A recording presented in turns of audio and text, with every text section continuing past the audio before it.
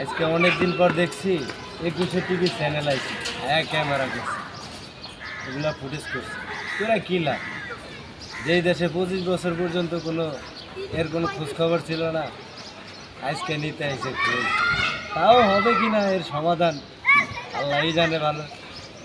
শুধু এরকমই জায়গা না, এই দেশের গ্রামে প্রতিটি আনাচে কানাচে ঠিক এরকম নর্দমার মতো এরকম হাজারো নর্দমা করে আছে, যেগুলার গ্রাম এই দূষিত বায়ু, এই সমাজ পরিবেশ, ছোটো ছোটো বাচ্চা যাদেরকে দূষিত করে অসুস্থতা, বিভিন্ন রোগ, ডেঙ্গু, জ্বর, ভাইরাস, এগুলো তো এরকম নর্দমার জন্যই সৃষ্টি।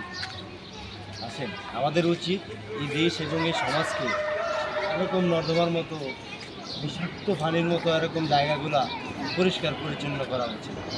তাইলে সমাজ আর এই দেশের সন্তান বাচ্চারা সবাই ভালো থাকবে, সুস্থ থাকবে, পরিবেশ সুন্দর হবে, দেশ ও জাতির মানুষ সুন্দর ও সুন্দরভাবে জীবনযাপন করবে।